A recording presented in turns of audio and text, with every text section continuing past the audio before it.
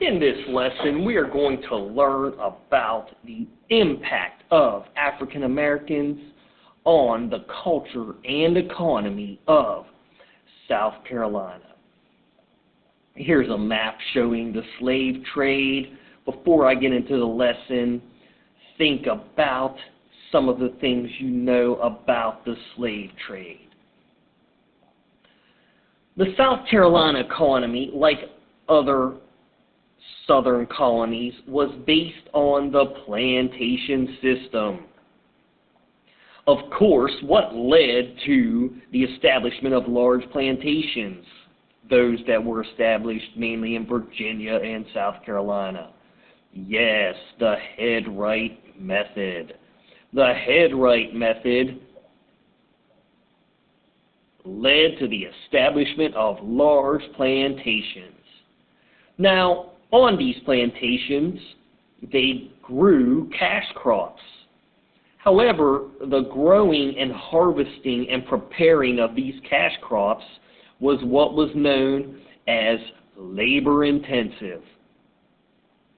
In Virginia, the labor source that began was indentured servants, those who traded passage to the Americas in exchange for a work contract for usually a period of between 4 and 7 years. However, by the time of the settlement of Carolina, about 70 to 80 years later, people were unwilling to sign the indentured servant contract, so the plantations in the Carolinas used mainly slaves because people did not want to sign those indentured servant contracts. Now, this picture shows the harvesting of cotton. However, that was not South Carolina's first cash crop. Does anybody know what South Carolina's first cash crop was? Yes, it was rice. We're going to learn about how rice became South Carolina's first cash crop in just a few moments. The other cash crop was a purple dye, bluish purple, that was highly sought after, and this came from a flower, and this was called indigo. Now, rice and indigo were labor-intensive to harvest and prepare.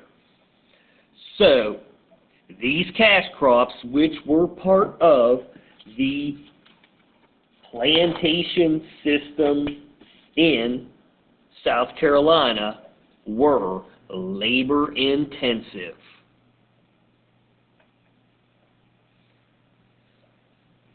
So, the plantation system, which of course was an effect of the Headright method, the more slaves or indentured servants that you bring over, the more land you got.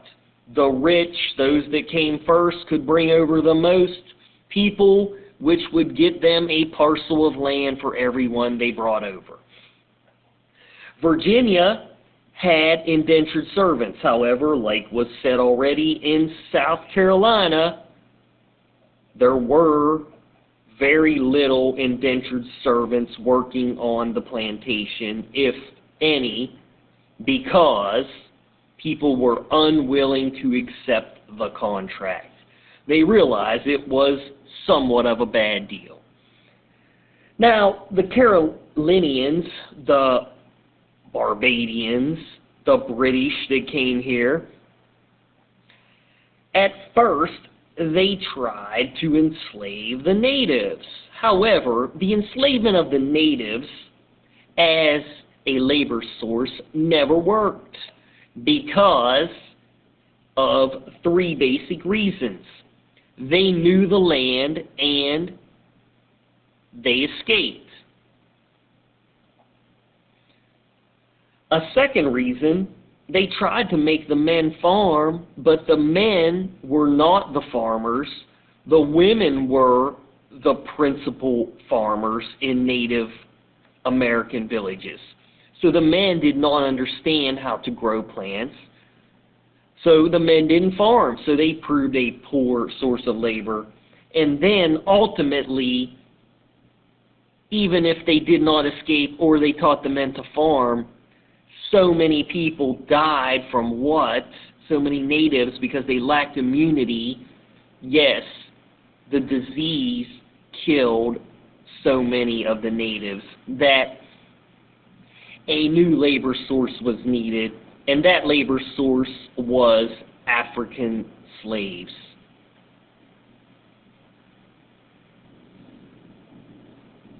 Now, it was British from Barbados that brought the first slaves to the Carolinas, the Barbadians. Although these are British people that settled in Barbados, they brought the first slaves and slave system to South Carolina. They had mastered this system in Barbados. However, other slaves that came would come from Africa on this journey across the ocean, which is shown on the first slide. What was that journey called from Africa to the New World that slaves were forced upon? In some ways it was so awful. In many ways it was awful. Yes, it was called MP. Anybody thinking of it yet? Yes, the Middle Passage. So, additional slaves would come to the Carolinas on the Middle Passage directly from Africa, and the main importation site was the city that was established in 1670. The British founded the first successful settlement in South Carolina. What was that city's name? Yes, it was called Charlestown. Charlestown would become, today it's Charleston, the main importation site for slaves in the Carolinas. So, in 1670, Charlestown was started. By 1690, there was large-scale importation of slaves into the Carolinas. In fact, so much so that the Africans, slaves that were brought here, start to outnumber the whites. This is what's known as a population imbalance. Now, the whites are scared because, of course, the African slaves are not happy because they're slaves. They ask the South Carolina General Assembly, which was formerly the Grand Council, to do something, but the South Carolina General Assembly does nothing, because to do so would be to limit the wealth that slave labor can bring. Slave labor is too valuable because they are needed to raise those cash crops, rice and indigo. So, this racial imbalance was a concern, but the great profits that can be made because of slave labor would overpower the desire to do anything about it. The Barbadians brought the first slaves to South Carolina, and they were responsible for the introduction of the plantation system in South Carolina. They also brought their previously established laws that have to do with slaves. They called these the slave codes. The earliest ones I could find were written in 1661. 1661 slave codes that were from Barbados. were a set of rules or laws concerning the ownership of slaves. These slave codes were very simple, the first ones that were brought here. However, they did dictate some things that were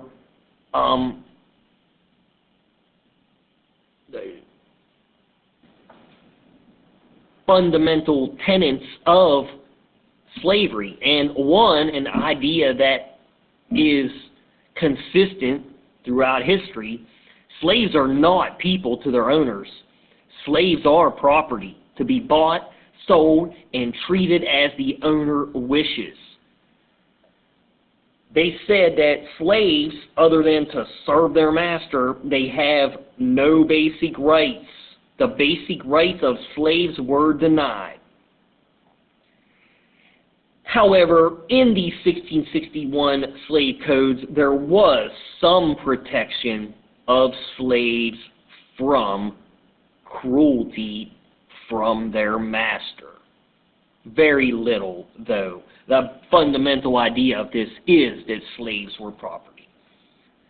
Now, this large importation of slaves to the Americas would result in a transfer of culture from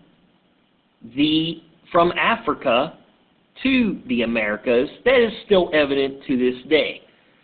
So there was many cultural pieces that slaves brought with them from Africa.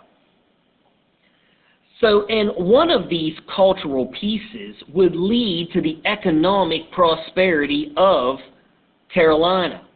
And this piece was that slaves grew rice. Rice would become South Carolina's first cash crop. And the British that first moved here had no idea how to grow it.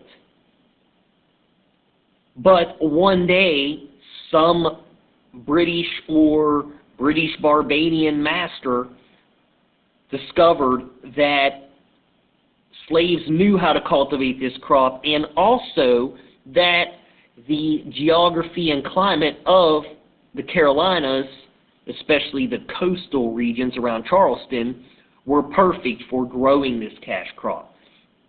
So rice cultivation came from slaves. They also, the slaves that came from Africa, they had some experience tending cattle. And this would be another way how the settlers in the Carolinas would make money economically through the tending of cattle. This is not going to be my best cow. It's not my worst one either. So, the tending of cattle and rice cultivation, these were ideas that the slaves brought with them to the Carolinas. Now, of course, the British knew how to tend cattle too, but the advanced knowledge of the slaves also helped in the masters of these slaves making money from tending cattle. The slaves also would know how to harvest lumber,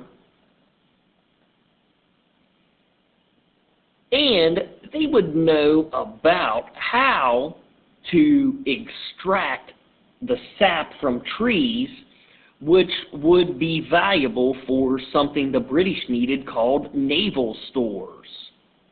Now, what naval stores were was the sap from pine trees. Some of us probably have the experience of touching a pine tree and getting this sticky stuff on us that is almost impossible to remove. Well, it turns out that in history, this substance was valuable for making ships and other naval cargo watertight.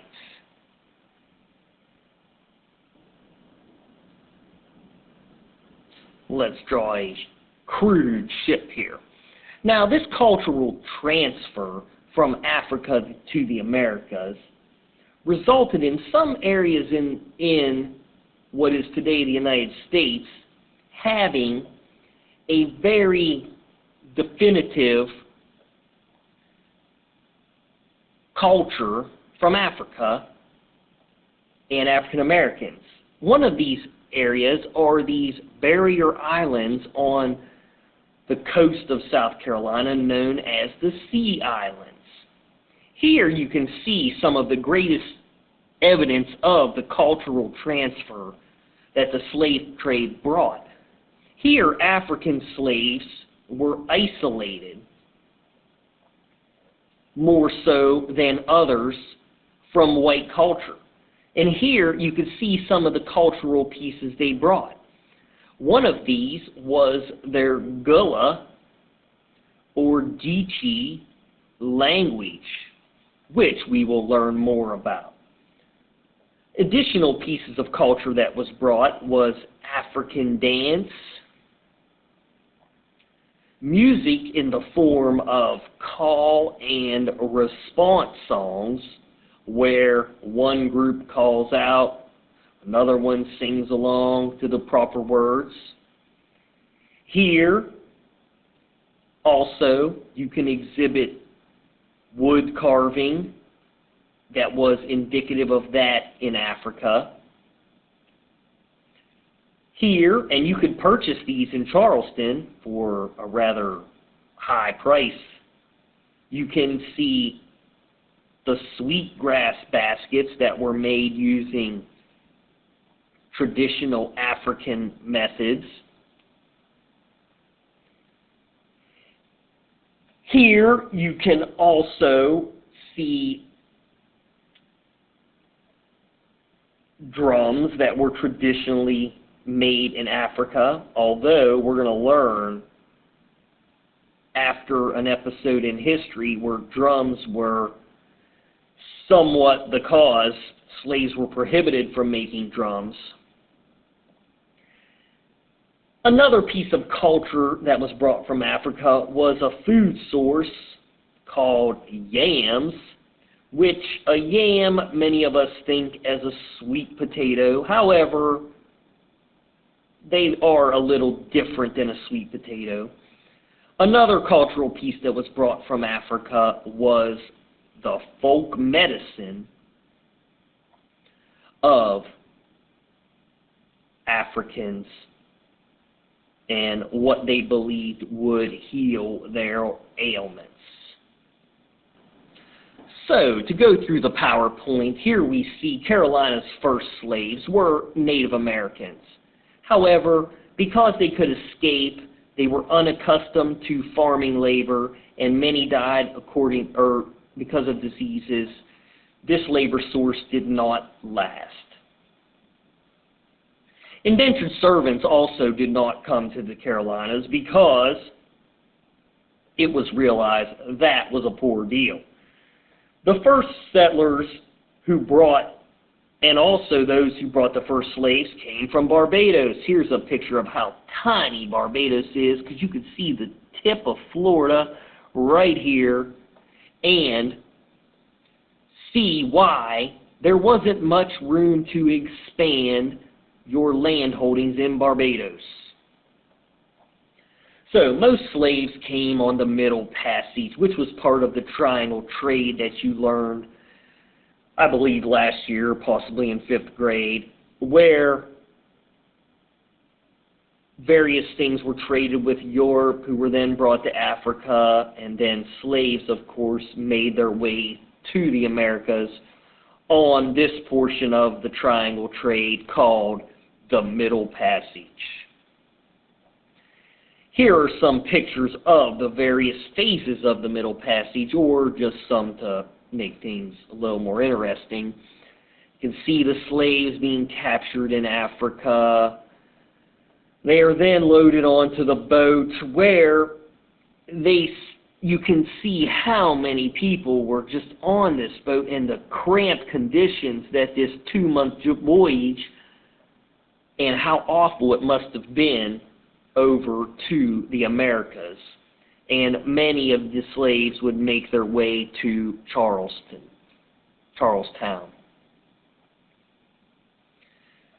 The slaves brought some cultural pieces. Here is an African American harvesting naval stores, which would make the ships watertight.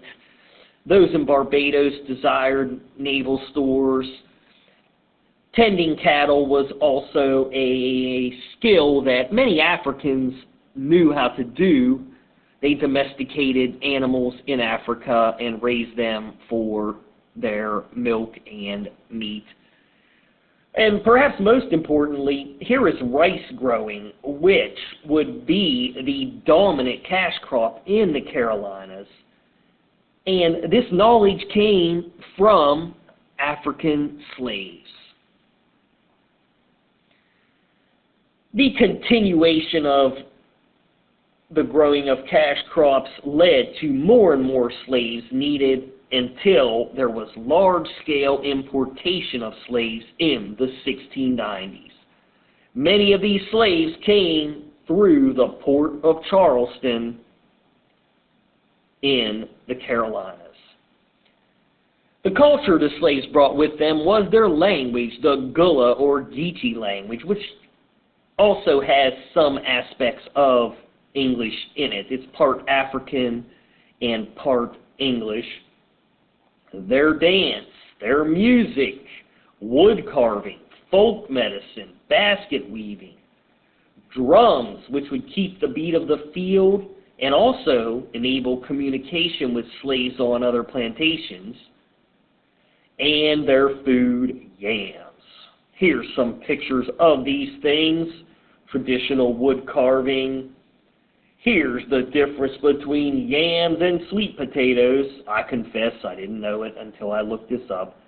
There's drums. Of course, they would be banned after a large slave rebellion.